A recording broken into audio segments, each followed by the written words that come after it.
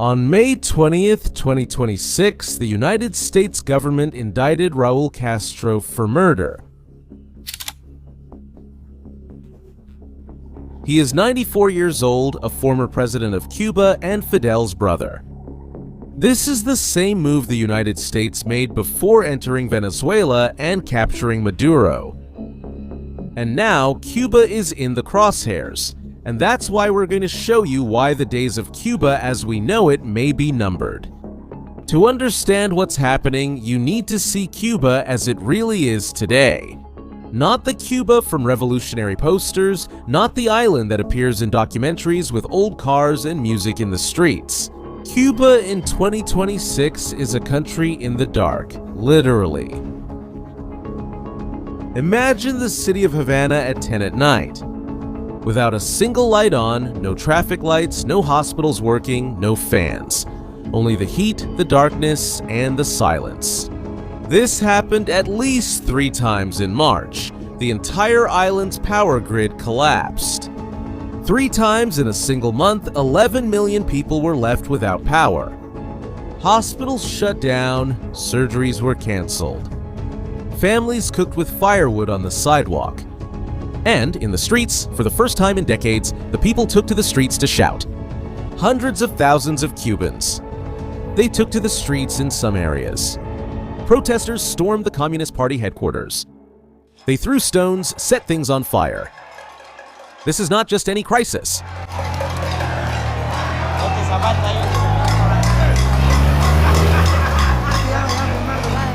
These people are not protesting against a blackout. They are protesting against 65 years of this. And it's a sign that something inside Cuba is breaking.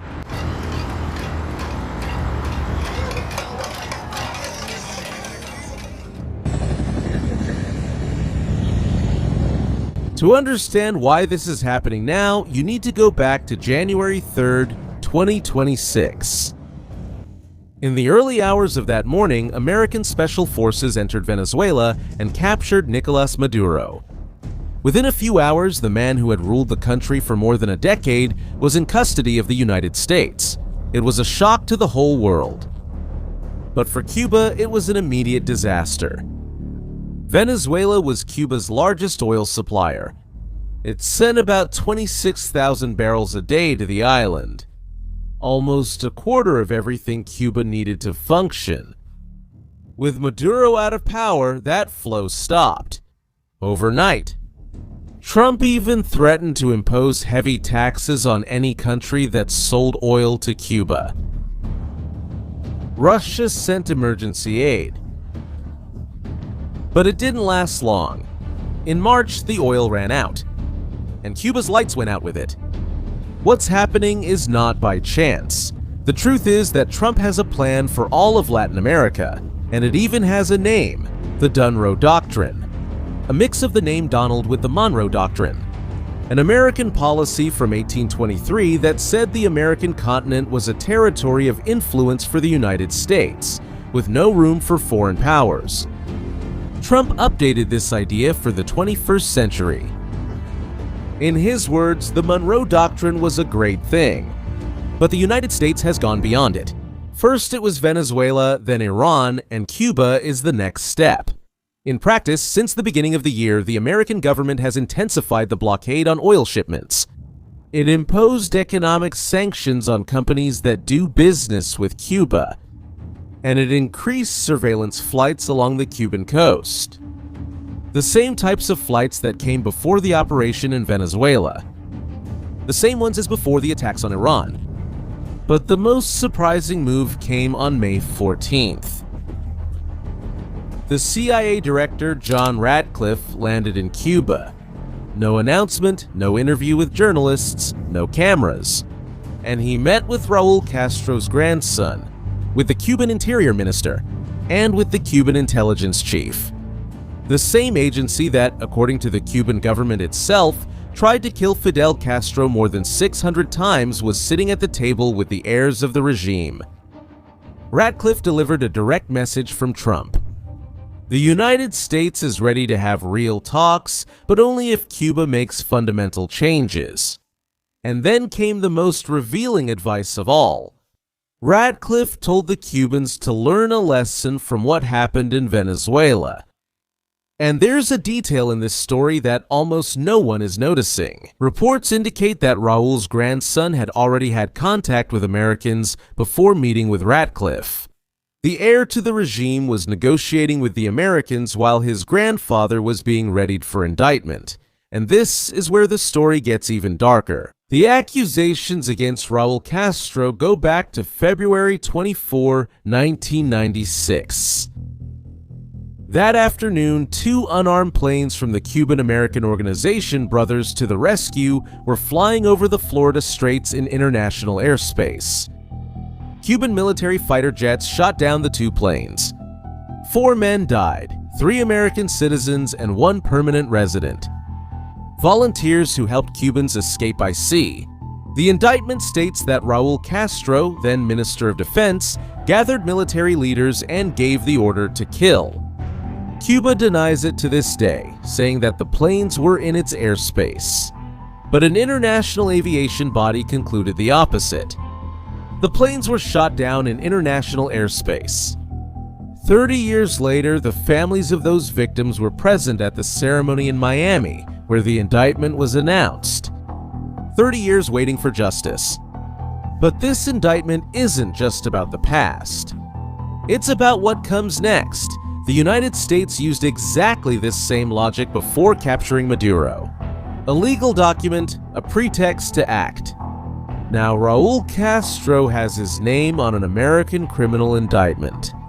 In the same week, the newspaper Politico revealed that the Pentagon already has military options on the table. The alternatives range from a precise airstrike, a military warning to pressure the regime, to a large-scale ground invasion. A source close to the government said that the mood has changed. The idea was that Cuba would give in under the oil blockade and after the American victories in Venezuela and Iran. But the Cubans are proving to be more resilient than expected. But invading Cuba is not the same as invading Venezuela. In May, Axios revealed that Cuba has more than 300 military drones. The same types of drones that Russia used in Ukraine and Iran used in the Middle East. Tested in real combat. And now they're 150 kilometers from Florida. And Axios went further. According to secret US government documents, Cuba is not just armed. They were internally discussing using these drones to attack the Guantanamo base, American military ships, and even the city of Key West in Florida. The US government still doesn't see signs of an imminent attack, but the fact that Cuba is having this conversation has changed the US government's plans. And there's something even deeper behind all of this.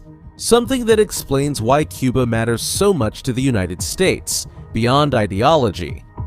Since at least 2019, China has been operating an electronic surveillance base in Cuba, located just 150 kilometers from the coast of Florida, capable of monitoring American air and maritime movement for more than 14,000 kilometers. Russia also maintains intelligence bases on the island. For Trump, Cuba is not just a neighboring communist regime. It is a base for his enemies to spy on the United States up close. But then, what can we expect from now on? Well, there are 2 paths. The first is an agreement. Trump has publicly said he believes in a diplomatic solution. Raul's grandson is already negotiating. The CIA has made it clear that the offer is on the table, but it won't last forever. The second path is force. There is already an indictment. The military options exist. Surveillance flights are already underway. And Marco Rubio said it very clearly. I don't think we're going to be able to change Cuba's future while these people are in charge. Rubio is the son of Cubans who fled the regime. He's not talking about foreign policy. He's talking about family. The signs point in one direction. Cuba is not Venezuela. But the same mechanisms are in motion. And the clock, well, it's ticking. History is in motion. And if Cuba falls, the Russian and Chinese spy bases go with it. The Caribbean comes back under American influence. What happens in the coming months will define that future. And you, what do you think? Do you believe that Cuba will fall through diplomacy? Or will it be by force? Leave your opinion in the comments. If this video made you think, share it with someone. See you next time.